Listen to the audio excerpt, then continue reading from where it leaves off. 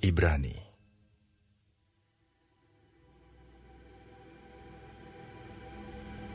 Setelah pada zaman dahulu, Allah berulang kali dan dalam pelbagai cara berbicara kepada nenek moyang kita dengan perantaraan nabi-nabi. Maka pada zaman akhir ini, Ia telah berbicara kepada kita dengan perantaraan anaknya, yang telah Ia tetapkan sebagai yang berhak menerima segala yang ada. Oleh Dia, Allah telah menjadikan alam semesta.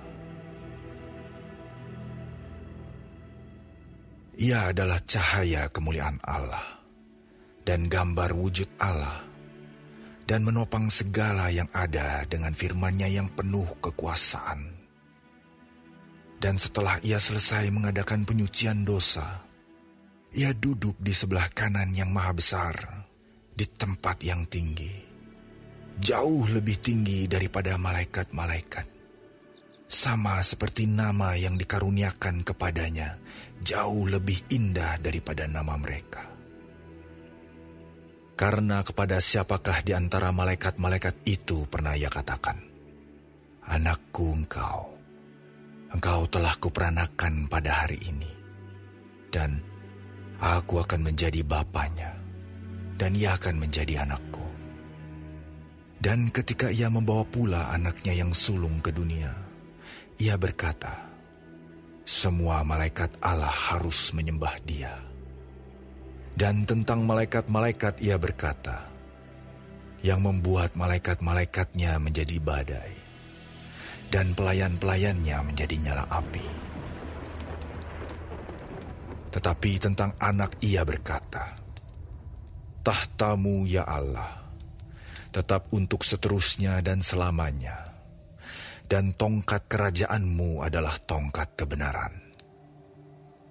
Engkau mencintai keadilan dan membenci kefasikan.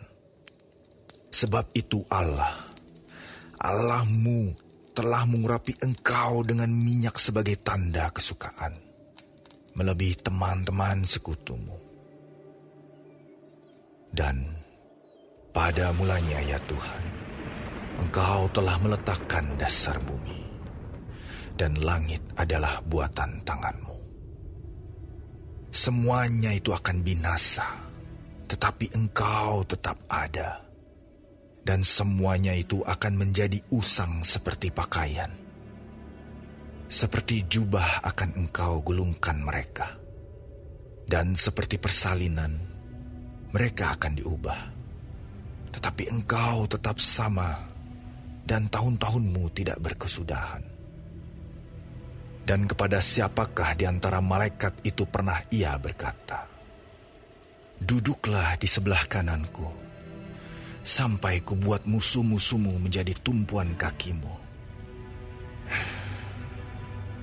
Bukankah mereka semua adalah roh-roh yang melayani, yang diutus untuk melayani mereka yang harus memperoleh keselamatan?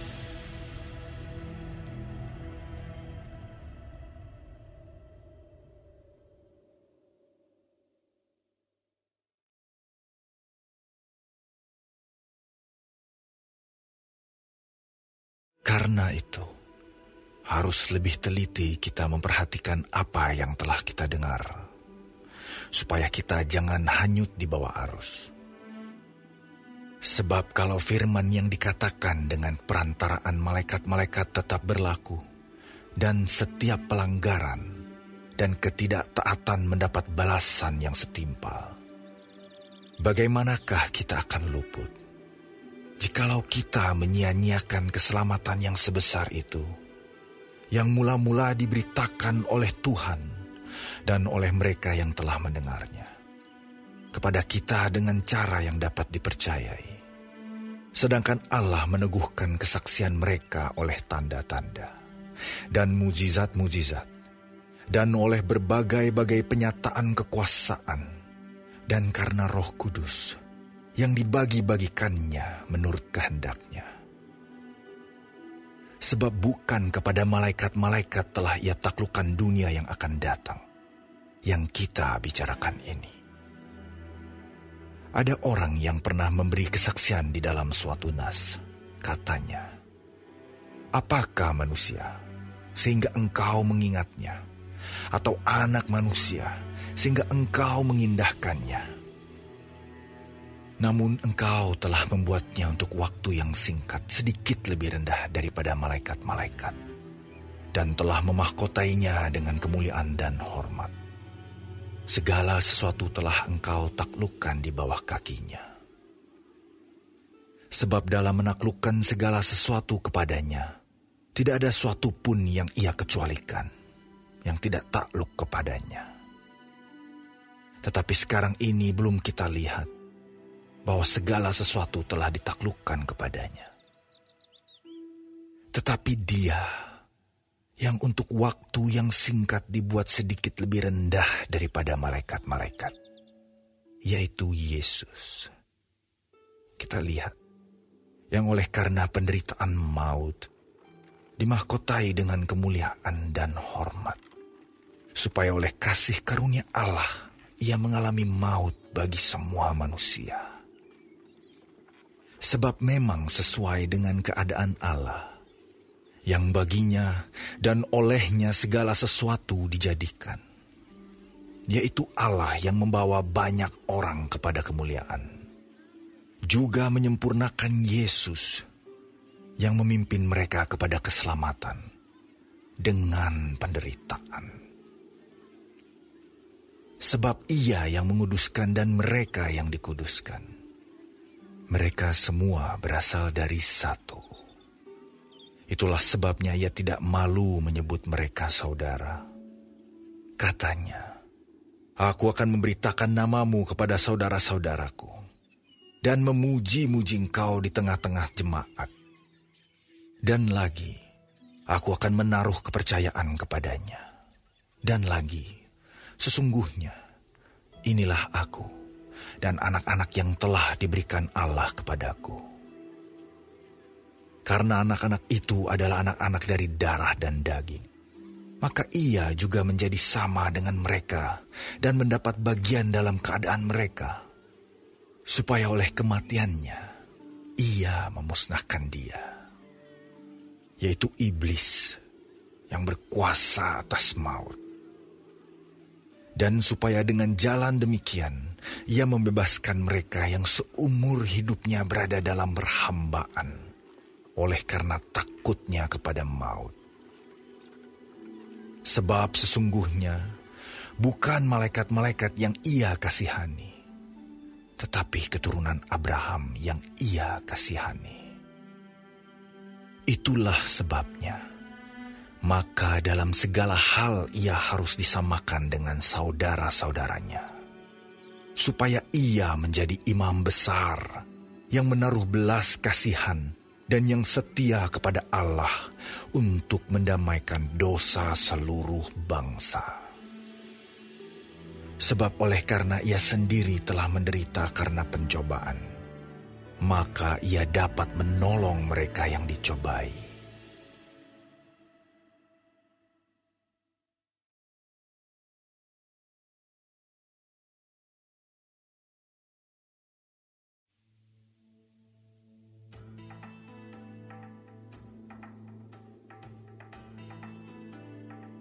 Sebab itu, hai saudara-saudara yang kudus, yang mendapat bagian dalam panggilan surgawi, pandanglah kepada Rasul dan Imam Besar yang kita akui, yaitu Yesus, yang setia kepada Dia yang telah menetapkannya, sebagaimana Musa pun setia dalam segenap rumahnya. Sebab Ia dipandang layak mendapat kemuliaan lebih besar daripada Musa, sama seperti ahli bangunan lebih dihormati daripada rumah yang dibangunnya. Sebab setiap rumah dibangun oleh seorang ahli bangunan, tetapi ahli bangunan segala sesuatu ialah Allah. Dan Musa memang setia dalam segenap rumah Allah, sebagai pelayan untuk memberi kesaksian tentang apa yang akan diberitakan kemudian. Tetapi Kristus setia sebagai anak yang mengepalai rumahnya. dan rumahnya ialah kita. Jika kita sampai kepada akhirnya, teguh berpegang kepada kepercayaan dan pengharapan yang kita megahkan. Sebab itu, seperti yang dikatakan Roh Kudus, pada hari ini, jika kamu mendengar suaranya, janganlah keraskan hatimu, seperti dalam kegeraman pada waktu pencobaan di padang gurun, di mana nenek moyangmu mencobai aku dengan jalan menguji aku, sekalipun mereka melihat perbuatan-perbuatanku 40 tahun lamanya. Itulah sebabnya aku murka kepada angkatan itu dan berkata, selalu mereka sesat hati dan mereka tidak mengenal jalanku. Sehingga aku bersumpah dalam murkaku, mereka takkan masuk ke tempat perhentianku. Waspadalah, hai saudara-saudara, supaya di antara kamu jangan terdapat seorang yang hatinya jahat dan yang tidak percaya oleh karena ia murtad dari Allah yang hidup. Tetapi nasihatilah seorang akan yang lain setiap hari, selama masih dapat dikatakan hari ini, supaya jangan ada di antara kamu yang menjadi tegar hatinya karena tipu daya dosa. Karena kita telah beroleh bagian di dalam Kristus, asal saja kita teguh berpegang sampai kepada akhirnya, pada keyakinan iman kita yang semula. Tetapi apabila pernah dikatakan, pada hari ini, jika kamu mendengar suaranya, janganlah keraskan hatimu seperti dalam kegeraman. Siapakah mereka yang membangkitkan amarah Allah, sekalipun mereka mendengar suaranya? Bukankah mereka semua yang keluar dari Mesir di bawah pimpinan Musa? Dan siapakah yang ia murkai 40 tahun lamanya? Bukankah mereka yang berbuat dosa dan yang mayatnya bergelimpangan di padang gurun? Dan siapakah yang telah ia sumpahi bahwa mereka takkan masuk ke tempat perhentiannya? Bukankah mereka yang tidak taat? Demikianlah kita lihat bahwa mereka tidak dapat masuk oleh karena ketidakpercayaan mereka.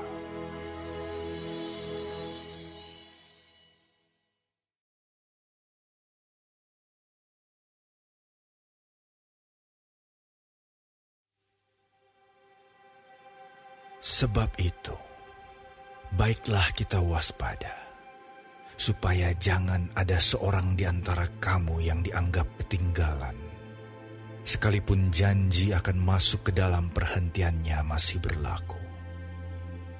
Karena kepada kita diberitakan juga kabar kesukaan, sama seperti kepada mereka.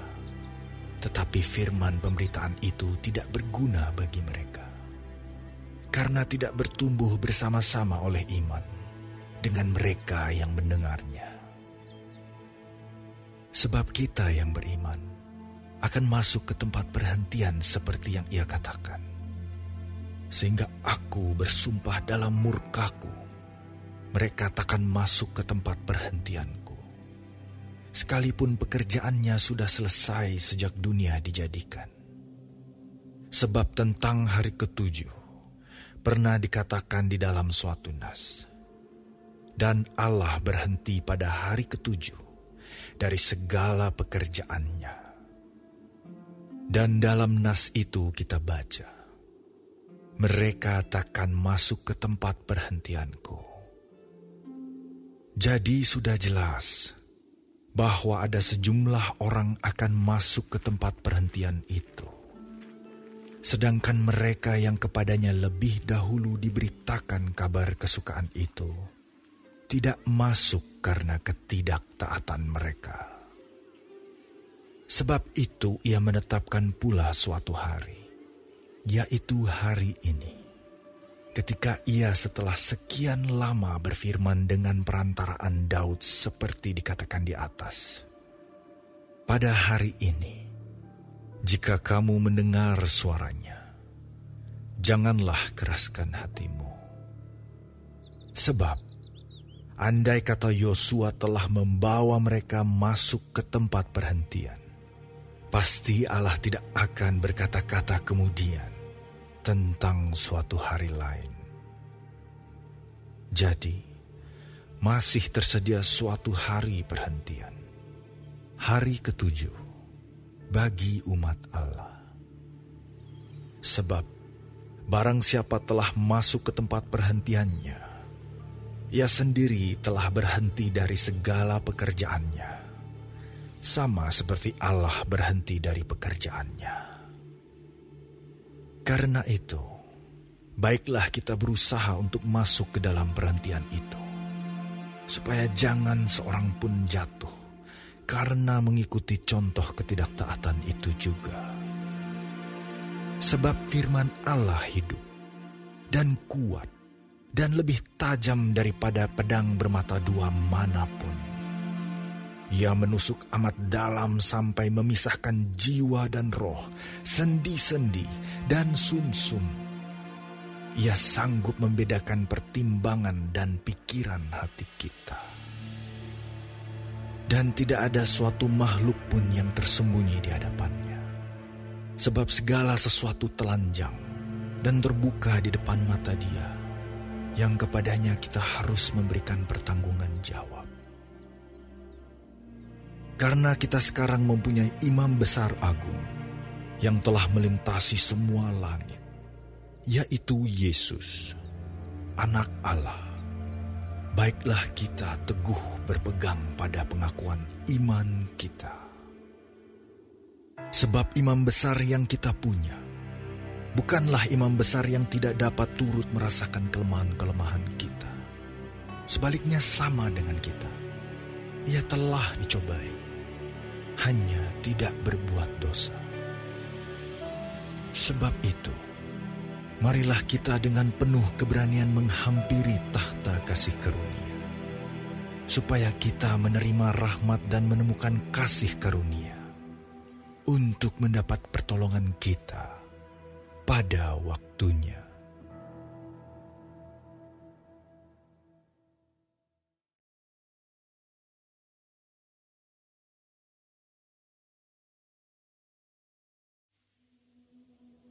Sebab setiap imam besar yang dipilih dari antara manusia ditetapkan bagi manusia dalam hubungan mereka dengan Allah, supaya ia mempersembahkan persembahan dan korban karena dosa.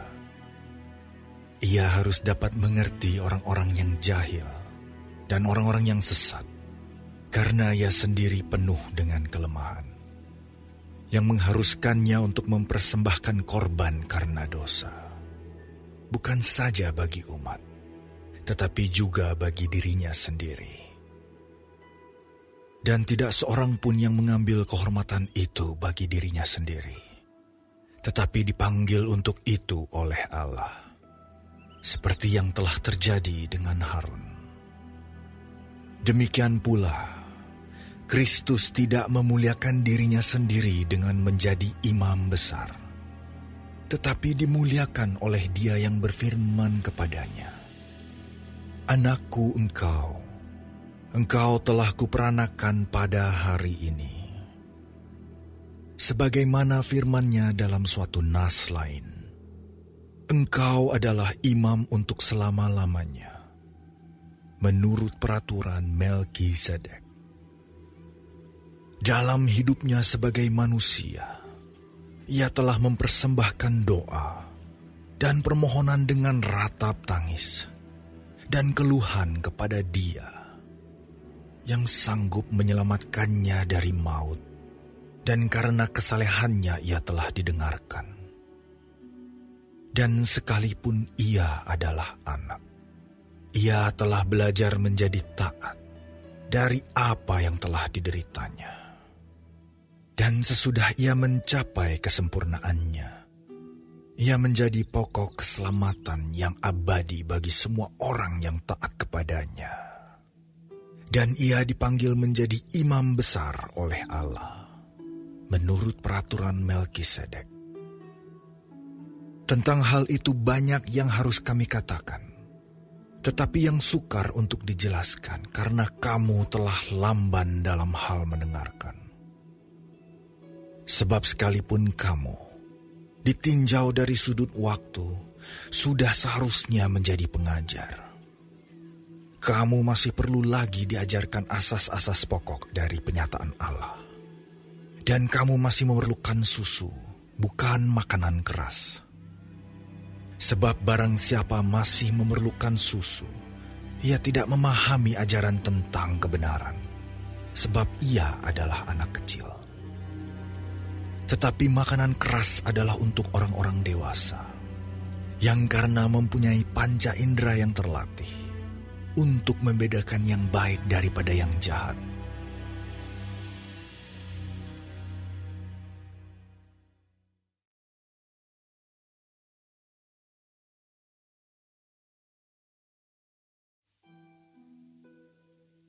Sebab itu, marilah kita tinggalkan asas-asas pertama dari ajaran tentang Kristus dan beralih kepada perkembangannya yang penuh. Janganlah kita meletakkan lagi dasar pertobatan dari perbuatan-perbuatan yang sia-sia dan dasar kepercayaan kepada Allah, yaitu ajaran tentang pelbagai pembaptisan, penumpangan tangan, kebangkitan orang-orang mati dan hukuman kekal. Dan itulah yang akan kita perbuat jika Allah mengizinkannya. Sebab mereka yang pernah diterangi hatinya, yang pernah mengecap karunia sorgawi, dan yang pernah mendapat bagian dalam Roh Kudus, dan yang mengecap firman yang baik dari Allah, dan karunia-karunia dunia yang akan datang, namun yang murtad lagi, tidak mungkin dibaharui sekali lagi sedemikian, hingga mereka bertobat. Sebab mereka menyalibkan lagi anak Allah bagi diri mereka, dan menghinanya di muka umum. Sebab tanah yang menghisap air hujan yang sering turun ke atasnya, dan yang menghasilkan tumbuh-tumbuhan yang berguna bagi mereka yang mengerjakannya, menerima berkat dari Allah. Tetapi jikalau tanah itu menghasilkan semak duri dan rumput duri, tidaklah ia berguna dan sudah dekat pada kutuk, yang berakhir dengan pembakaran. Tetapi, hai saudara-saudaraku yang kekasih, sekalipun kami berkata demikian tentang kamu, kami yakin bahwa kamu memiliki sesuatu yang lebih baik, yang mengandung keselamatan. Sebab Allah bukan tidak adil, sehingga ia lupa akan pekerjaanmu dan kasihmu, yang kamu tunjukkan terhadap namanya oleh pelayanan kamu kepada orang-orang kudus, yang masih kamu lakukan sampai sekarang. Tetapi kami ingin, supaya kamu masing-masing menunjukkan kesungguhan yang sama untuk menjadikan pengharapanmu suatu milik yang pasti, sampai pada akhirnya. Agar kamu jangan menjadi lamban, tetapi menjadi penurut-penurut mereka yang oleh iman dan kesabaran mendapat bagian dalam apa yang dijanjikan Allah. Sebab ketika Allah memberikan janjinya kepada Abraham, ia bersumpah demi dirinya sendiri, karena tidak ada orang yang lebih tinggi daripadanya. Katanya, sesungguhnya aku akan memberkati engkau berlimpah-limpah, dan akan membuat engkau sangat banyak. Abraham menanti dengan sabar, dan dengan demikian ia memperoleh apa yang dijanjikan kepadanya.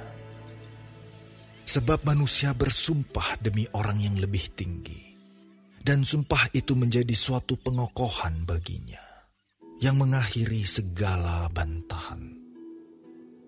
Karena itu, untuk lebih meyakinkan mereka yang berhak menerima janji itu akan kepastian putusannya, Allah telah mengikat dirinya dengan sumpah, supaya oleh dua kenyataan yang tidak berubah-ubah, tentang mana Allah tidak mungkin berdusta, kita yang mencari perlindungan beroleh dorongan yang kuat untuk menjangkau pengharapan yang terletak di depan kita. Pengharapan itu adalah sauh yang kuat dan aman bagi jiwa kita, yang telah dilabuhkan sampai ke belakang tabir, di mana Yesus telah masuk sebagai perintis bagi kita, ketika Ia, menurut peraturan Melkisedek, menjadi imam besar sampai selama-lamanya.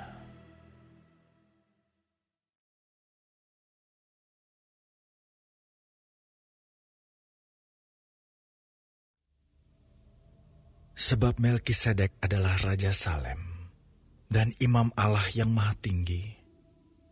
Ia pergi menyongsong Abraham ketika Abraham kembali dari mengalahkan raja-raja dan memberkati dia. Kepadanya pun Abraham memberikan 1/10 dari semuanya.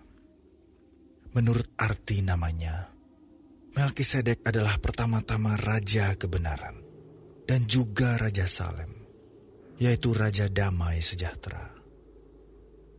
Ia tidak berbapa, tidak beribu, tidak bersilsilah, harinya tidak berawal, dan hidupnya tidak berkesudahan. Karena ia dijadikan sama dengan Allah, ia tetap menjadi imam sampai selama-lamanya. Camkanlah betapa besarnya orang itu, yang kepadanya Abraham, bapa leluhur kita, memberikan 1/10 dari segala rampasan yang paling baik, dan mereka dari anak-anak Lewi, yang menerima jabatan imam, mendapat tugas, menurut hukum Taurat, untuk memungut 1/10 dari umat Israel, yaitu dari saudara-saudara mereka, sekalipun mereka ini juga adalah keturunan Abraham. Tetapi Melkisedek, yang bukan keturunan mereka, memungut 1/10 dari Abraham dan memberkati dia, walaupun ia adalah pemilik janji. Memang tidak dapat disangkal bahwa yang lebih rendah diberkati oleh yang lebih tinggi. Dan di sini manusia-manusia fana menerima 1/10, dan di sana ia, yang tentang dia diberi kesaksian bahwa ia hidup. Maka dapatlah dikatakan bahwa dengan perantaraan Abraham dipungut juga 1/10 dari Lewi, yang berhak menerima 1/10, sebab ia masih berada dalam tubuh bapa leluhurnya, ketika Melkisedek menyongsong bapa leluhurnya itu. Karena itu, andai kata oleh imamat Lewi telah tercapai kesempurnaan, sebab karena imamat itu umat Israel telah menerima Taurat, apakah sebabnya masih perlu seorang lain ditetapkan menjadi imam besar menurut peraturan Melkisedek, dan yang tentang dia tidak dikatakan menurut peraturan Harun? Sebab jikalau imamat berubah, dengan sendirinya akan berubah pula hukum Taurat itu. Sebab ia, yang dimaksudkan di sini, termasuk suku lain. Dari suku ini tidak ada seorang pun yang pernah melayani di mezbah. Sebab telah diketahui semua orang bahwa Tuhan kita berasal dari suku Yehuda. Dan mengenai suku itu, Musa tidak pernah mengatakan suatu apapun tentang imam-imam. Dan hal itu jauh lebih nyata lagi, jikalau ditetapkan seorang imam lain menurut cara Melkisedek, yang menjadi imam bukan berdasarkan peraturan-peraturan manusia, tetapi berdasarkan hidup yang tidak dapat binasa. Sebab tentang dia diberi kesaksian, engkau adalah imam untuk selama-lamanya, menurut peraturan Melkisedek. Memang suatu hukum yang dikeluarkan dahulu dibatalkan, kalau hukum itu tidak mempunyai kekuatan, dan karena itu tidak berguna. Sebab hukum Taurat sama sekali tidak membawa kesempurnaan, tetapi sekarang ditimbulkan pengharapan yang lebih baik, yang mendekatkan kita kepada Allah. Dan sama seperti hal ini tidak terjadi tanpa sumpah, Memang mereka telah menjadi imam tanpa sumpah.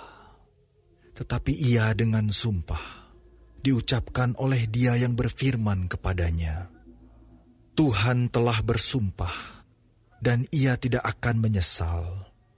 Engkau adalah imam untuk selama-lamanya.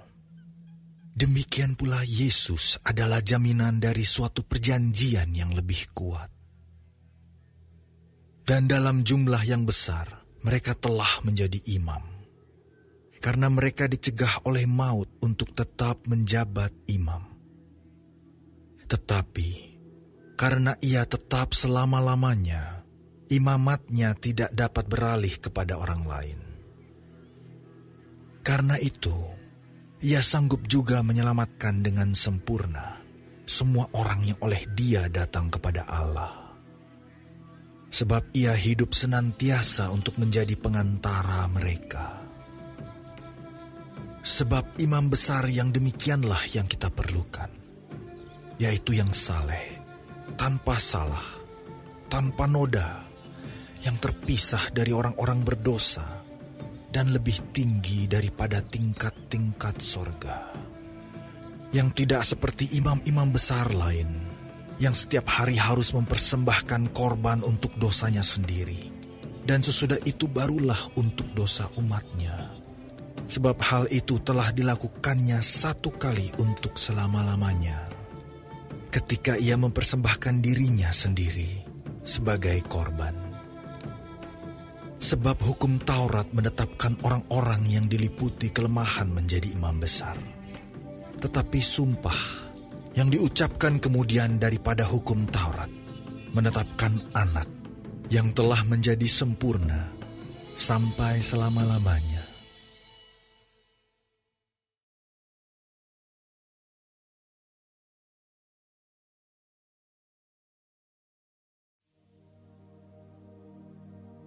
Inti segala yang kita bicarakan itu ialah kita mempunyai imam besar yang demikian, yang duduk di sebelah kanan tahta yang maha besar di sorga, dan yang melayani ibadah di tempat kudus, yaitu di dalam kemah sejati yang didirikan oleh Tuhan dan bukan oleh manusia. Sebab setiap imam besar ditetapkan untuk mempersembahkan korban dan persembahan. Dan karena itu, Yesus perlu mempunyai sesuatu untuk dipersembahkan. Sekiranya ia di bumi ini, ia sama sekali tidak akan menjadi imam.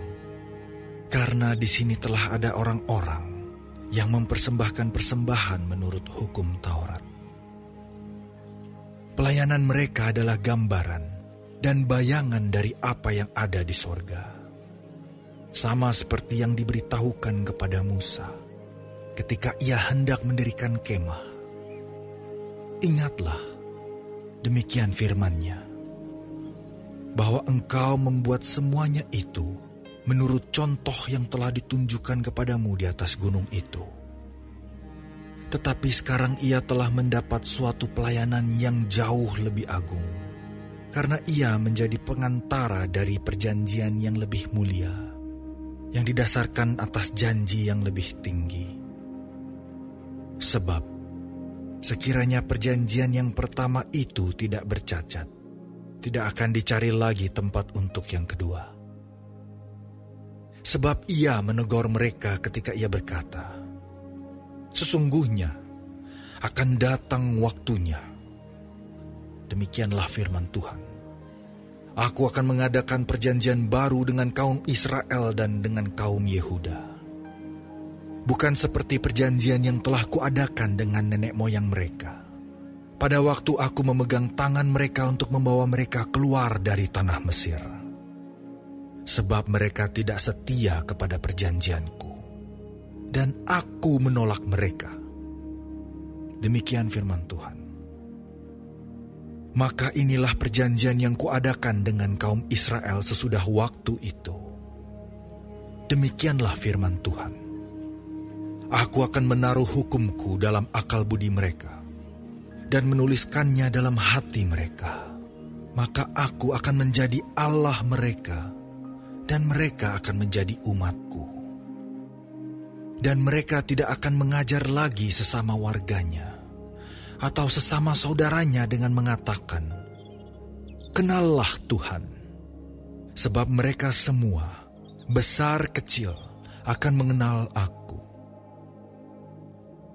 Sebab Aku akan menaruh belas kasihan terhadap kesalahan mereka dan tidak lagi mengingat dosa-dosa mereka. Oleh karena Ia berkata-kata tentang perjanjian yang baru, Ia menyatakan yang pertama sebagai perjanjian yang telah menjadi tua. Dan apa yang telah menjadi tua dan usang telah dekat kepada kemusnahannya.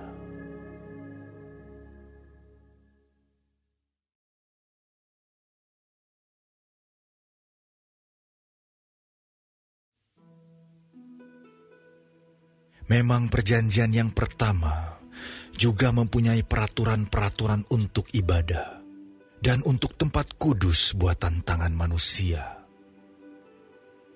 Sebab ada dipersiapkan suatu kemah, yaitu bagian yang paling depan, dan di situ terdapat kaki dian dan meja dengan roti sajian. Bagian ini disebut tempat yang kudus. Di belakang tirai yang kedua, terdapat suatu kemah lagi yang disebut tempat yang maha kudus. Di situ terdapat mezbah pembakaran ukupan dari emas dan tabut perjanjian yang seluruhnya disalut dengan emas. Di dalam tabut perjanjian itu tersimpan buli-buli emas berisi mana, tongkat Harun yang pernah bertunas, dan loh-loh batu yang bertuliskan perjanjian.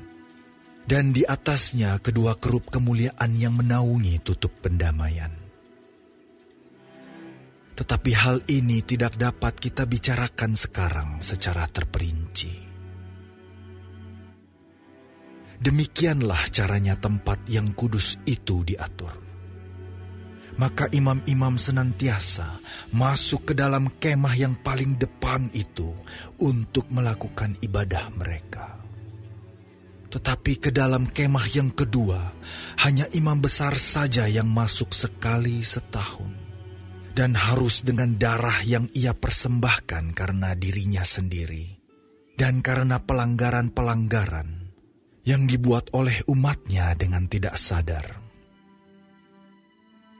Dengan ini Roh Kudus menyatakan bahwa jalan ke tempat yang kudus itu belum terbuka selama kemah yang pertama itu masih ada. Itu adalah kiasan masa sekarang. Sesuai dengan itu dipersembahkan korban dan persembahan yang tidak dapat menyempurnakan mereka, yang mempersembahkannya menurut hati nurani mereka. Karena semuanya itu, di samping makanan, minuman, dan pelbagai macam pembasuhan, hanyalah peraturan-peraturan untuk hidup insani yang hanya berlaku sampai tibanya waktu pembaharuan. Tetapi Kristus telah datang sebagai imam besar untuk hal-hal yang baik yang akan datang. Ia telah melintasi kemah yang lebih besar dan yang lebih sempurna, yang bukan dibuat oleh tangan manusia. Artinya yang tidak termasuk ciptaan ini. Dan ia telah masuk satu kali untuk selama-lamanya ke dalam tempat yang kudus, bukan dengan membawa darah domba jantan dan darah anak lembu, tetapi dengan membawa darahnya sendiri. Dan dengan itu, ia telah mendapat kelepasan yang kekal. Sebab, jika darah domba jantan dan darah lembu jantan dan percikan abu lembu muda menguduskan mereka yang najis, sehingga mereka disucikan secara lahiriah, betapa lebihnya darah Kristus, yang oleh Roh yang kekal telah mempersembahkan dirinya sendiri kepada Allah sebagai persembahan yang tak bercacat, akan menyucikan hati nurani kita dari perbuatan-perbuatan yang sia-sia, supaya kita dapat beribadah kepada Allah yang hidup. Karena itu, Ia adalah pengantara dari suatu perjanjian yang baru, supaya mereka yang telah terpanggil dapat menerima bagian kekal yang dijanjikan. Sebab Ia telah mati untuk menebus pelanggaran-pelanggaran yang telah dilakukan selama perjanjian yang pertama. Sebab di mana ada wasiat, di situ harus diberitahukan tentang kematian pembuat wasiat itu. Karena suatu wasiat barulah sah kalau pembuat wasiat itu telah mati, sebab ia tidak berlaku selama pembuat wasiat itu masih hidup. Itulah sebabnya, maka perjanjian yang pertama tidak disahkan tanpa darah.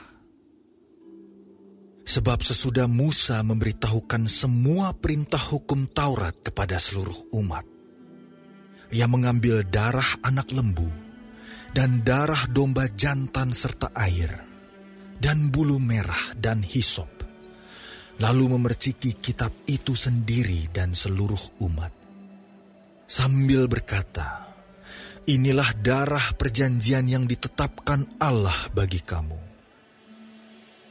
Dan juga kemah dan semua alat untuk ibadah dipercikinya secara demikian dengan darah. Dan hampir segala sesuatu disucikan menurut hukum Taurat dengan darah. Dan tanpa penumpahan darah tidak ada pengampunan. Jadi, segala sesuatu yang melambangkan apa yang ada di sorga haruslah ditahirkan secara demikian. Tetapi benda-benda sorgawi sendiri oleh persembahan-persembahan yang lebih baik daripada itu. Sebab Kristus bukan masuk ke dalam tempat kudus buatan tangan manusia, yang hanya merupakan gambaran saja dari yang sebenarnya, tetapi ke dalam sorga sendiri, untuk menghadap hadirat Allah, guna kepentingan kita. Dan Ia bukan masuk untuk berulang-ulang mempersembahkan dirinya sendiri, sebagaimana imam besar setiap tahun masuk ke dalam tempat kudus dengan darah yang bukan darahnya sendiri. Sebab jika demikian, Ia harus berulang-ulang menderita sejak dunia ini dijadikan. Tetapi sekarang Ia hanya satu kali saja menyatakan dirinya, pada zaman akhir, untuk menghapuskan dosa oleh korbannya. Dan sama seperti manusia, ditetapkan untuk mati hanya satu kali saja, dan sesudah itu dihakimi. Demikian pula, Kristus hanya satu kali saja mengorbankan dirinya untuk menanggung dosa banyak orang. Sesudah itu Ia akan menyatakan dirinya sekali lagi, tanpa menanggung dosa, untuk menganugerahkan keselamatan kepada mereka yang menantikan Dia.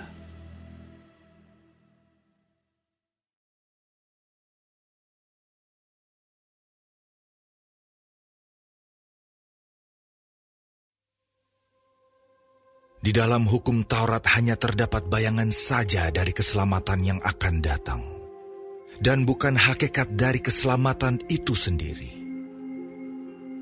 Karena itu, dengan korban yang sama, yang setiap tahun terus-menerus dipersembahkan, hukum Taurat tidak mungkin menyempurnakan mereka yang datang mengambil bagian di dalamnya. Sebab jika hal itu mungkin, pasti orang tidak mempersembahkan korban lagi. Sebab mereka yang melakukan ibadah itu tidak sadar lagi akan dosa setelah disucikan sekali untuk selama-lamanya. Tetapi justru oleh korban-korban itu, setiap tahun orang diperingatkan akan adanya dosa. Sebab tidak mungkin darah lembu jantan atau darah domba jantan menghapuskan dosa. Karena itu ketika Ia masuk ke dunia, Ia berkata, "Korban dan persembahan tidak Engkau kehendaki, tetapi Engkau telah menyediakan tubuh bagiku. Kepada korban bakaran dan korban penghapus dosa, Engkau tidak berkenan. Lalu aku berkata, sungguh, aku datang. Dalam gulungan kitab ada tertulis tentang aku, untuk melakukan kehendak-Mu, ya Allahku. Di atas ia berkata, korban dan persembahan, korban bakaran dan korban penghapus dosa, tidak Engkau kehendaki. Dan Engkau tidak berkenan kepadanya, meskipun dipersembahkan menurut hukum Taurat. Dan kemudian katanya, sungguh, aku datang untuk melakukan kehendak-Mu. Yang pertama ia hapuskan, supaya menegakkan yang kedua. Dan karena kehendak-Nya inilah, kita telah dikuduskan satu kali untuk selama-lamanya oleh persembahan tubuh Yesus Kristus. Selanjutnya setiap imam melakukan tiap-tiap hari pelayanannya dan berulang-ulang mempersembahkan korban yang sama sekali tidak dapat menghapuskan dosa. Tetapi ia, setelah mempersembahkan hanya satu korban saja karena dosa, ia duduk untuk selama-lamanya di sebelah kanan Allah. Dan sekarang, ia hanya menantikan saatnya, di mana musuh-musuhnya akan dijadikan tumpuan kakinya.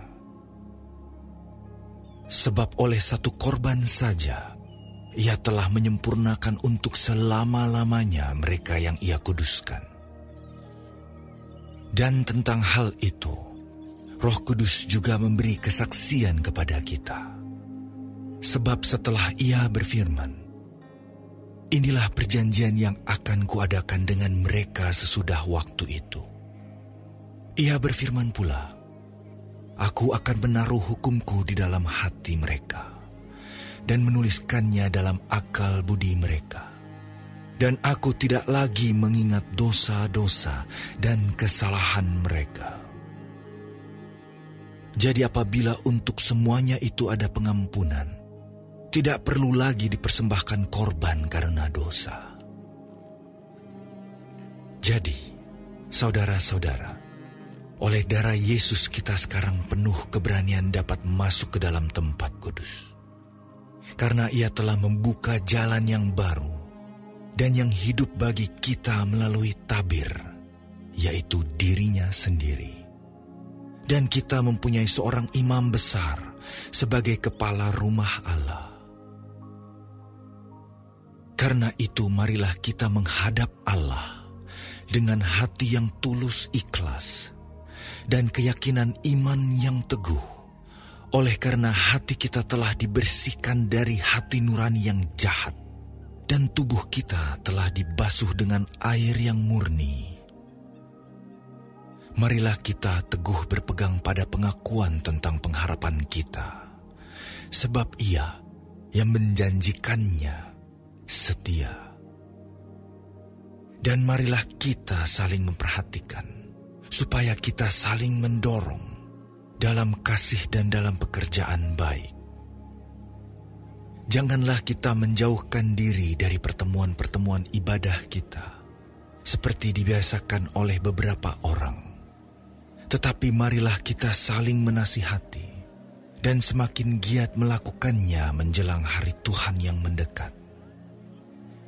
Sebab jika kita sengaja berbuat dosa, sesudah memperoleh pengetahuan tentang kebenaran, maka tidak ada lagi korban untuk menghapus dosa itu.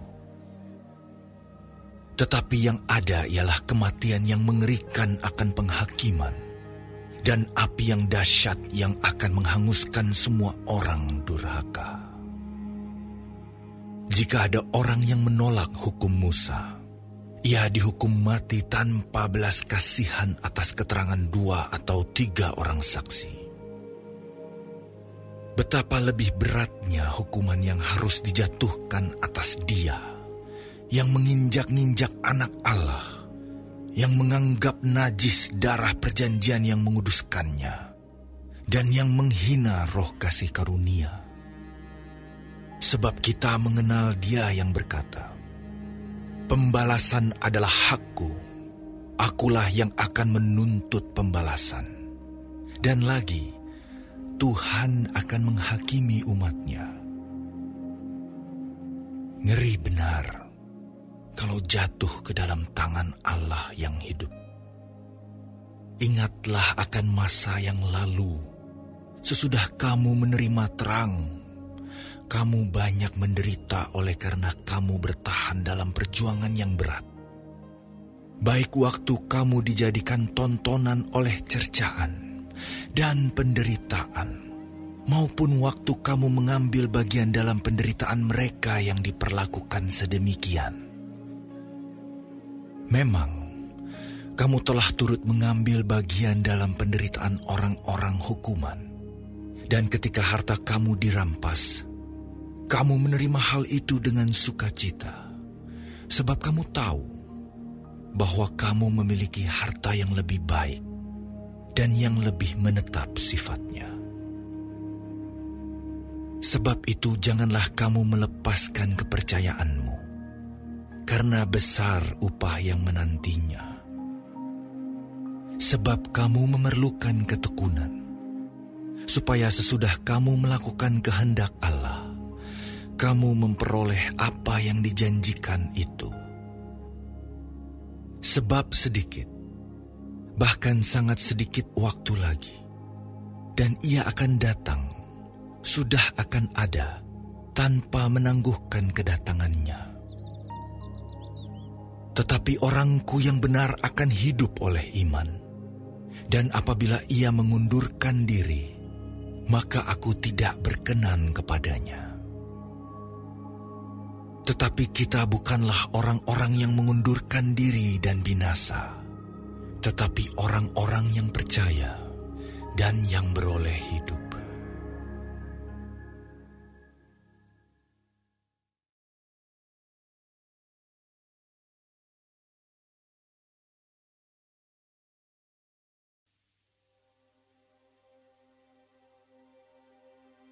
Iman adalah dasar dari segala sesuatu yang kita harapkan, dan bukti dari segala sesuatu yang tidak kita lihat. Sebab, oleh imanlah telah diberikan kesaksian kepada nenek moyang kita. Karena iman kita mengerti bahwa alam semesta telah dijadikan oleh firman Allah, sehingga apa yang kita lihat telah terjadi dari apa yang tidak dapat kita lihat. Karena iman, Habel telah mempersembahkan kepada Allah korban yang lebih baik daripada korban Kain. Dengan jalan itu ia memperoleh kesaksian kepadanya bahwa ia benar, karena Allah berkenan akan persembahannya itu. Dan karena iman, ia masih berbicara sesudah ia mati.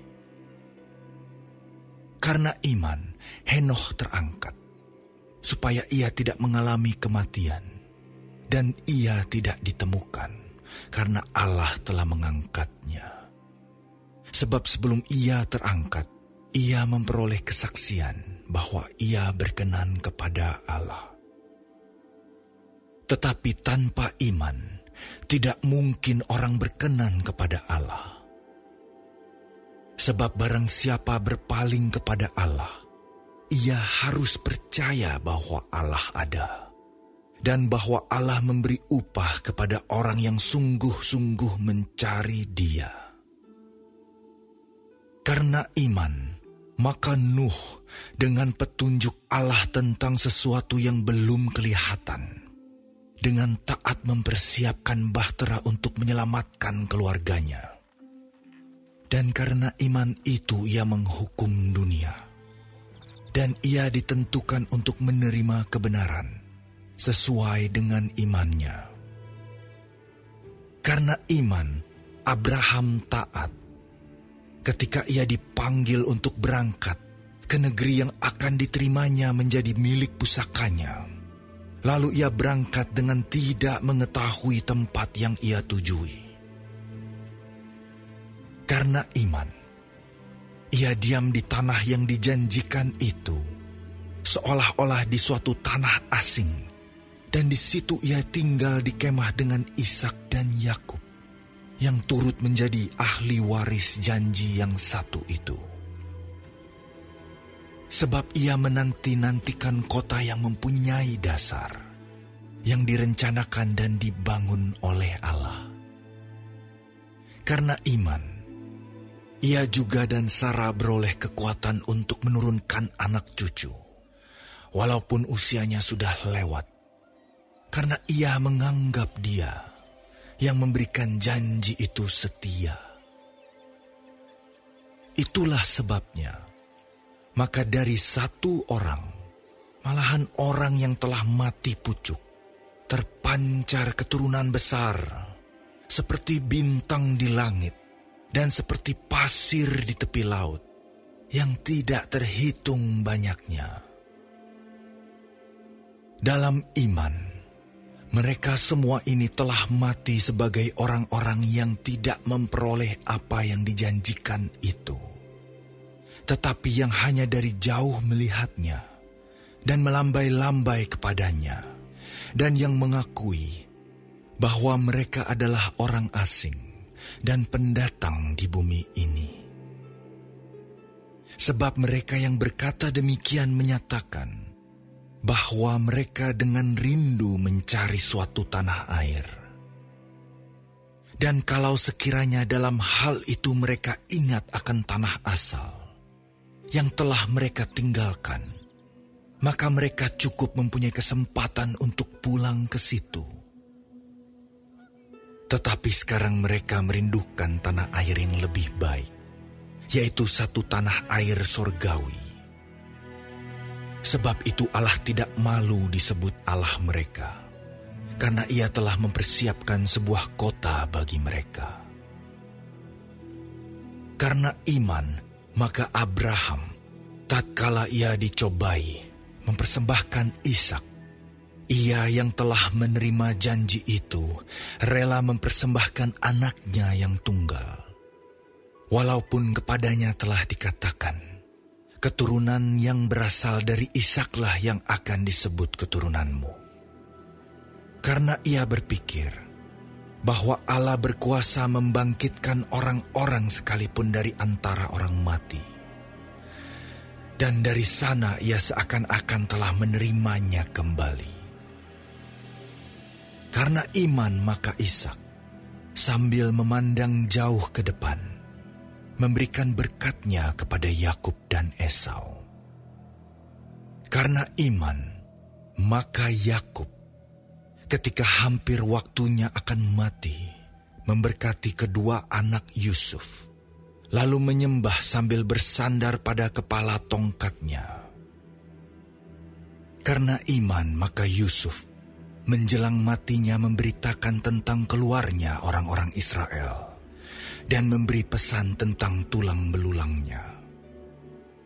Karena iman, maka Musa setelah ia lahir disembunyikan selama 3 bulan oleh orang tuanya. Karena mereka melihat bahwa anak itu elok rupanya dan mereka tidak takut akan perintah raja. Karena iman maka Musa setelah dewasa menolak disebut anak putri Firaun. Karena ia lebih suka menderita sengsara dengan umat Allah daripada untuk sementara menikmati kesenangan dari dosa. Ia menganggap penghinaan karena Kristus sebagai kekayaan yang lebih besar daripada semua harta Mesir. Sebab pandangannya ia arahkan kepada upah. Karena iman, maka ia telah meninggalkan Mesir dengan tidak takut akan murka raja. Ia bertahan sama seperti ia melihat apa yang tidak kelihatan. Karena iman, maka ia mengadakan Paskah dan pemercikan darah. supaya pembinasa anak-anak sulung jangan menyentuh mereka. Karena iman, maka mereka telah melintasi Laut Merah sama seperti melintasi tanah kering. Sedangkan orang-orang Mesir tenggelam ketika mereka mencobanya juga. Karena iman, maka runtuhlah tembok-tembok Yeriko setelah kota itu dikelilingi 7 hari lamanya. Karena iman, maka Rahab, perempuan sundal itu, tidak turut binasa bersama-sama dengan orang-orang durhaka, karena ia telah menyambut pengintai-pengintai itu dengan baik. Dan apakah lagi yang harus aku sebut? Sebab aku akan kekurangan waktu apabila aku hendak menceritakan tentang Gideon, Barak, Simson, Yefta, Daud dan Samuel dan para nabi, yang karena iman telah menaklukkan kerajaan-kerajaan, mengamalkan kebenaran, memperoleh apa yang dijanjikan, menutup mulut singa-singa, memadamkan api yang dahsyat. Mereka telah luput dari mata pedang, telah beroleh kekuatan dalam kelemahan, telah menjadi kuat dalam peperangan, dan telah memukul mundur pasukan-pasukan tentara asing. Ibu-ibu telah menerima kembali orang-orangnya yang telah mati, sebab dibangkitkan. Tetapi orang-orang lain membiarkan dirinya disiksa dan tidak mau menerima pembebasan, supaya mereka beroleh kebangkitan yang lebih baik. Ada pula yang diejek dan didera, bahkan yang dibelenggu dan dipenjarakan. Mereka dilempari, digergaji, dibunuh dengan pedang. Mereka mengembara dengan berpakaian kulit domba dan kulit kambing, sambil menderita kekurangan, kesesakan, dan siksaan. Dunia ini tidak layak bagi mereka. Mereka mengembara di padang gurun dan di pegunungan, dalam gua-gua dan celah-celah gunung. Dan mereka semua tidak memperoleh apa yang dijanjikan itu, sekalipun iman mereka telah memberikan kepada mereka suatu kesaksian yang baik. Sebab Allah telah menyediakan sesuatu yang lebih baik bagi kita. Tanpa kita, mereka tidak dapat sampai kepada kesempurnaan.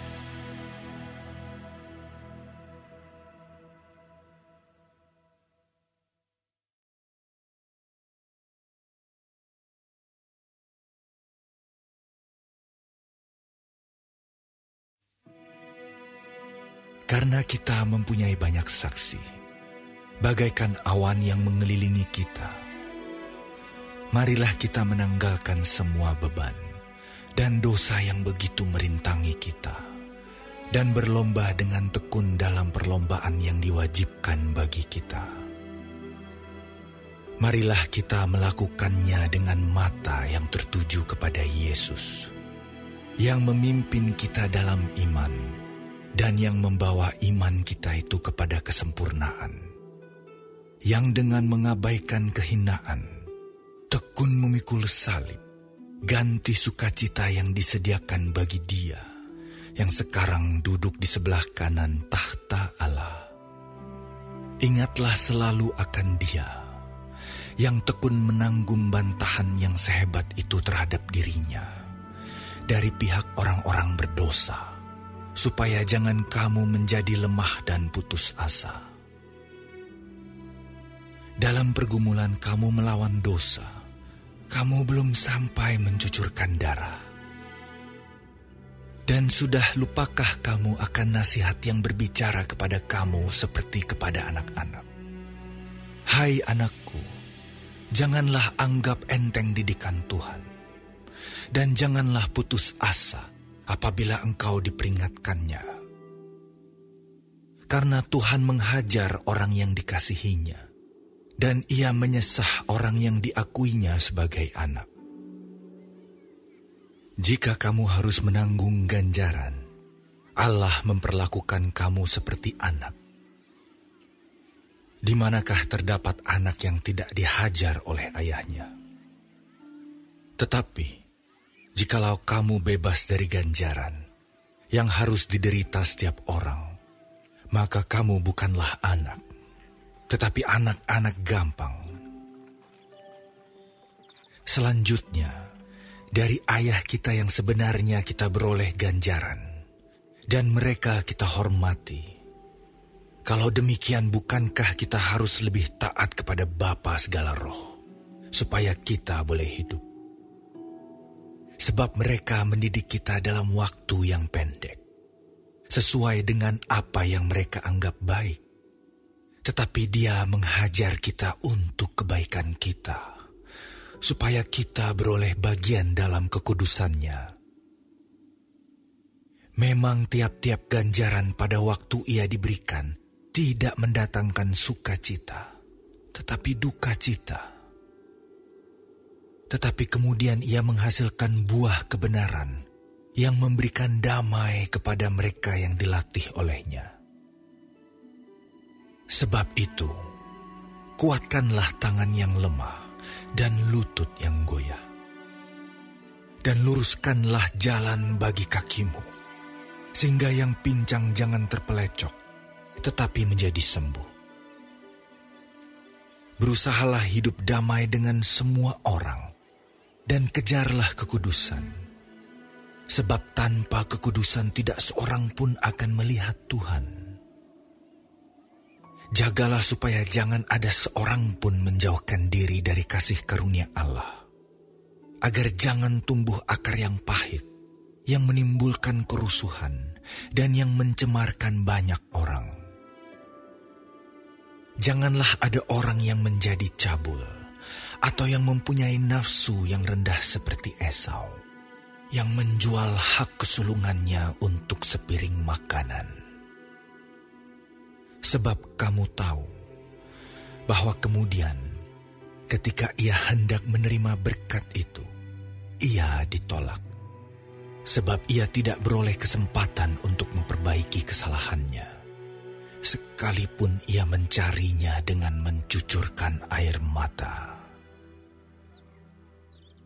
Sebab kamu tidak datang kepada gunung yang dapat disentuh, dan api yang menyala-nyala, kepada kekelaman, kegelapan, dan angin badai, kepada bunyi sangkakala dan bunyi suara yang membuat mereka yang mendengarnya memohon, supaya jangan lagi berbicara kepada mereka. Sebab mereka tidak tahan mendengar perintah ini. Bahkan jika binatang pun yang menyentuh gunung, ia harus dilempari dengan batu. Dan sangat mengerikan pemandangan itu, sehingga Musa berkata, "Aku sangat ketakutan dan sangat gemetar." Tetapi kamu sudah datang ke Bukit Sion, ke kota Allah yang hidup, Yerusalem sorgawi, dan kepada beribu-ribu malaikat, suatu kumpulan yang meriah, dan kepada jemaat anak-anak sulung yang namanya terdaftar di sorga, dan kepada Allah yang menghakimi semua orang, dan kepada roh-roh orang-orang benar yang telah menjadi sempurna, dan kepada Yesus, pengantara perjanjian baru, dan kepada darah pemercikan, yang berbicara lebih kuat daripada darah Habel. Jagalah supaya kamu jangan menolak Dia yang berfirman, sebab jikalau mereka yang menolak Dia yang menyampaikan firman Allah di bumi tidak luput, apalagi kita, jika kita berpaling dari Dia yang berbicara dari sorga. Waktu itu suaranya menggoncangkan bumi, tetapi sekarang Ia memberikan janji. Satu kali lagi aku akan menggoncangkan bukan hanya bumi saja, melainkan langit juga. ungkapan satu kali lagi menunjukkan kepada perubahan pada apa yang dapat digoncangkan. Karena ia dijadikan supaya tinggal tetap apa yang tidak tergoncangkan. Jadi, karena kita menerima kerajaan yang tidak tergoncangkan, marilah kita mengucap syukur dan beribadah kepada Allah menurut cara yang berkenan kepadanya, dengan hormat dan takut. Sebab Allah kita adalah api yang menghanguskan.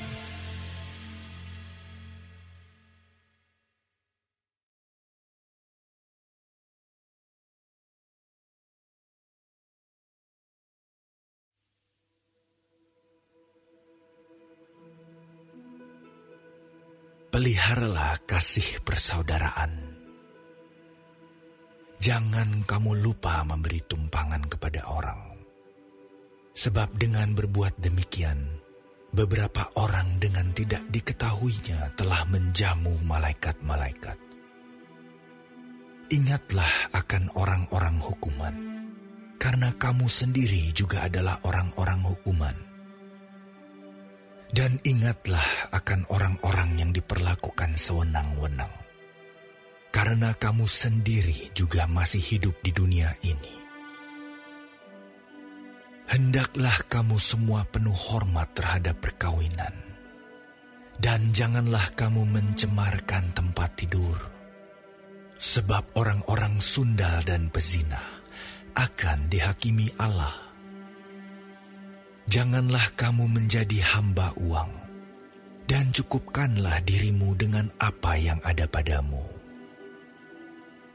Karena Allah telah berfirman, Aku sekali-kali tidak akan membiarkan engkau, dan aku sekali-kali tidak akan meninggalkan engkau. Sebab itu dengan yakin kita dapat berkata, Tuhan adalah penolongku, aku tidak akan takut.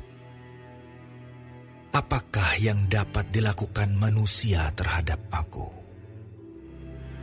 Ingatlah akan pemimpin-pemimpin kamu yang telah menyampaikan firman Allah kepadamu. Perhatikanlah akhir hidup mereka dan contohlah iman mereka.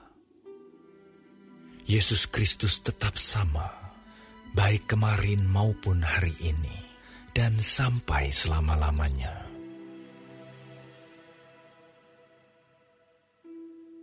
Janganlah kamu disesatkan oleh berbagai-bagai ajaran asing. Sebab yang baik ialah bahwa hati kamu diperkuat dengan kasih karunia, dan bukan dengan pelbagai makanan yang tidak memberi faedah kepada mereka yang menuruti aturan-aturan makanan macam itu. Kita mempunyai suatu mezbah, dan orang-orang yang melayani kemah tidak boleh makan dari apa yang di dalamnya. Karena tubuh binatang-binatang yang darahnya dibawa masuk ke tempat kudus oleh imam besar sebagai korban penghapus dosa, dibakar di luar perkemahan. Itu jugalah sebabnya Yesus telah menderita di luar pintu gerbang, untuk menguduskan umatnya dengan darahnya sendiri. Karena itu, marilah kita pergi kepadanya di luar perkemahan dan menanggung kehinaannya. Sebab di sini kita tidak mempunyai tempat tinggal yang tetap. Kita mencari kota yang akan datang. Sebab itu, marilah kita oleh Dia senantiasa mempersembahkan korban syukur kepada Allah, yaitu ucapan bibir yang memuliakan namanya.